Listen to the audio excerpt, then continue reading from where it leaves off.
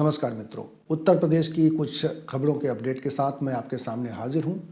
उत्तर प्रदेश सरकार ने निकाय चुनाव के बारे में सुप्रीम कोर्ट जाने का फैसला किया है। निकाय चुनाव को लेकर हाई कोर्ट ने जो फैसला दिया था, उसके बाद योगी सरकार ने अब इसे सुप्रीम कोर्ट में ले जाने का फैसला कर लिया है। योगी सरकार ने कल डेडिकेटेड पिछड़ा आयोग बनाने का ऐलान किया था और इस आयोग का कार्यकाल 6 महीने का रहेगा और 6 महीने के कार्यकाल का मतलब ये होगा कि 6 महीने के बाद जब रिपोर्ट आएगी, जब ये तय हो जाएगा कि सीटों का आरक्षण किस तरह से रहेगा, तब ये चुनाव कराए जाए। इसको लेकर आज सुप्रीम कोर्ट में उत्तर प्रदेश सरकार गई है और इसको लेकर अब राजनीति उत्तर प्रदेश में तेज होने लगी है, क्योंकि आज अखिलेश यादव ने जैसे ही ये फैसला आया कि उत्तर प्रदेश सरकार निकाय चुनाव को टालने के लिए सुप्रीम कोर्ट चली गई है, तो उसके बाद वो मीडिया के सामने आए, उन्होंने प्रेस कॉन्फ्रेंस की और कुछ सवाल उठाए हैं। उन्होंने खास तौर पर बहुत ही अटैकिंग मोड में योगी सरकार को घेरने की कोशिश की है। और आज जो हमें देखने को मिल रहा है, ये पहली बार ऐसा नहीं हो रहा है। भारतीय जनता पार्टी का समय समय पर पिछड़ों के प्रति, दलितों के प्रति हमेशा सौतेला व्यवहार रहा है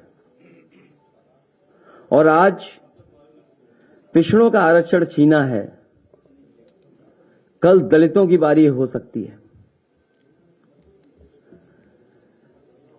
ओबीसी समाज का आरक्षण खत्म करके न केवल उनको धोखा दिया जा रहा है, बल्कि बाबा साहब द्वारा पिछड़े और शोषित समाज को मिले अधिकारों को छीनने का षड्यंत्र चल रहा है। अखिलेश यादव ने कहा है कि पिछड़ों का आरक्षण छीनने की कोशिश की जा रही है और दलितों की भी बारी आएगी, क्योंकि अब सरकार दलितों के अधिकार छीनने के लिए भी षड्यंत्र करेगी। और उन्होंने कहा है कि ओबीसी समाज का आरक्षण समाप्त करके और उसको सत्ता से बेदखल करके गुलाम बनाने की कोशिश की जा रही है।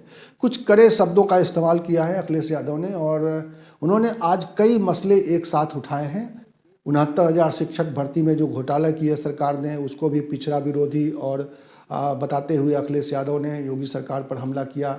अखिलेश यादव ने ख़ास तौर पर बलिया यूनिवर्सिटी में जो घोटाले हुए हैं, उनका कहना है कि बलिया यूनिवर्सिटी और ऐसे ही यूनिवर्सिटीज़ में घोटालों की संख्या बढ़ती जा रही है। और उन्होंने कहा है कि पिछड़ों को, दलितों को, उनकी आवाज़ को बंद करने के लिए सरकार ने लगातार ऐसी कोशिशें की हैं और इसकी वजह से दलितों और जो पिछड़े हैं उनमें एक अलग तरह की चिंता है। और लेकिन उन्होंने आश्वस्त किया है कि वो दलितों और पिछड़ों की लड़ाई को वो सुप्रीम कोर्ट तक ले जाएंगे। अखिलेश यादव ने कहा है कि समाजवादी पार्टी की पिछड़ा वर्ग इकाई को इसकी जिम्मेदारी दी गई है। वो सभी विषयों का अध्ययन कर रही है, सभी चीज़ों का अध्ययन कर रही है और ज़रूरत पड़ी तो वो सुप्रीम कोर्ट में जाएंगे। इसके अलावा भी पिछड़े और दलितों को लेकर सरकार नाराज़ है। अखिलेश यादव का कहना है कि ये हाल के जो चुनाव हुए हैं, ख़ास तौर पर उन्होंने मैनपुरी चुनाव का जिक्र किया, उन्होंने रामपुर में हुए चुनाव का जिक्र किया और अखिलेश यादव ने कहा कि इन चुनावों में जनता ने एक तरीके से सरकार के खिलाफ वोट दिया है, सत्ताधारी पार्टी के खिलाफ वोट किया है और वो उनमें बहुत नाराज़गी है। उन्होंने कहा है कि रामपुर चुनाव में धांधली की गई और इसीलिए सरकार वहाँ पे जो नतीजे आए हैं वो उनके पक्ष में आए हैं। और इस तरह का आरोप लगाते हुए अखिलेश यादव ने आज सरकार को घेरने की कोशिश की है। तो ये दो खबरें बड़ी हैं आज की और इसके साथ ही उत्तर प्रदेश की राजनीति गर्म होने लगी है। एक बार फिर मैं आपको बताना चाहूँगा कि उत्तर प्रदेश सरकार ने जो SLP दाखिल की है, स्पेशल लीव पिटीशन जो दाखिल की है निकाय चुनाव को लेकर, उसमें कहा यह गया है कि ये जो आयोग बनाया गया है, इस आयोग का नतीजा आने तक इस चुनाव को टाला जाए। और कोशिश ये है सरकार की कि चूँकि इसका कार्यकाल 6 महीने का है, तो जाहिर है कि ये सरकार चाहती है कि इस वक्त जो सरकार है, योगी सरकार, ये चाहती है कि 6 महीने तक ये चुनाव 6 महीने के बाद हो, जब आयोग की रिपोर्ट आ जाए, जब आरक्षण की सूची फाइनल हो जाए, उसके आधार पर चुनाव कराए जाएँ। और इसको लेकर जाहिर तौर पर अखिलेश यादव की आपत्ति है और समाजवादी पार्टी ने इसको लेकर जैसा मैंने बताया आपको प्रेस कॉन्फ्रेंस करके इसका तीखा विरोध किया है। और अब ये देखना है कि इसको लेकर क्या हो सकता है। चूँकि सुप्रीम कोर्ट में ये मामला गया है तो सुप्रीम कोर्ट में कैसे इसका निपटारा हो सकता है? एक तो ये हो सकता है कि सुप्रीम कोर्ट इस पिटीशन को इनकार कर दे और कहे कि हाई कोर्ट ने जो फैसला दिया है उसके आधार पर चुनाव कराए जाने चाहिए। यानी जब हाई कोर्ट ने कहा है कि जो अभी जो सूची बनी हुई है उसके आधार पर ये चुनाव हो, तो अब सरकार के सामने अगर सुप्रीम कोर्ट में ये मामला रिजेक्ट हो जाता है, ये अपील रिजेक्ट हो जाता है, तो सरकार के सामने विकल्प नहीं बचेगा, उसको इसी जो अभी सूची बनी हुई है उसकी आधार पर चुनाव कराना पड़ेगा।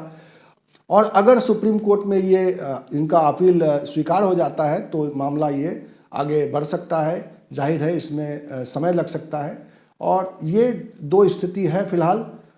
एक और जानकारी ये आ रही है कि अगर सरकार की अपील सुप्रीम कोर्ट में ठुकरा दी जाती है, तब सरकार पिछड़ों के लिए 35% आरक्षण का लाभ देकर, उनको 35% सीटों पर टिकट देकर ये संदेश देने की कोशिश करेगी, ये मैसेज देने की कोशिश करेगी कि पिछड़ों के लिए उन्होंने पहले से बढ़कर आरक्षण दिया है और इस आधार पर इस चुनाव में आगे जाने का फैसला सरकार कर सकती है। तो इस तरह से ये स्थिति है फिलहाल चुनाव को लेकर। लेकिन एक और उत्तर प्रदेश में राजनीति चल रही है इस वक्त, चूँकि राहुल गांधी की यात्रा के लिए जो उत्तर प्रदेश में आनी है 3 तारीख के बाद जो यात्रा फिर से एक बार शुरू हो रही है, उस यात्रा में विपक्षी दलों को आमंत्रण मिला हुआ है, तो उसको लेकर भी काफ़ी सियासत गर्म है। और माना ये जा रहा है कि विपक्षी दल के नेता, खासतौर पर समाजवादी पार्टी, बसपा, ये इसमें ज़्यादा इच्छुक नहीं है और उसके बड़े नेताओं के इस अखिलेश यादव और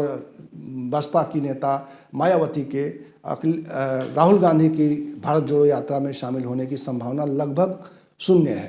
तो इसलिए इसको लेकर भी है कि उत्तर प्रदेश में विपक्षी एकता के बारे में इससे संदेश जा रहा है कि उत्तर प्रदेश में फिलहाल ऐसा लगता नहीं है कि कांग्रेस के साथ समाजवादी पार्टी और बसपा उनके साथ किसी तरह के ध्रुवीकरण की कोशिश में शामिल होगी, क्योंकि भारत जोड़ो यात्रा के जरिए एक संदेश ये भी देने की कोशिश की जा रही है कि भारतीय जनता पार्टी की शासन सत्ता, उनके शासन करने के तौर तरीके के खिलाफ पूरा विपक्ष लामबंद है, पूरा विपक्ष एकजुट है।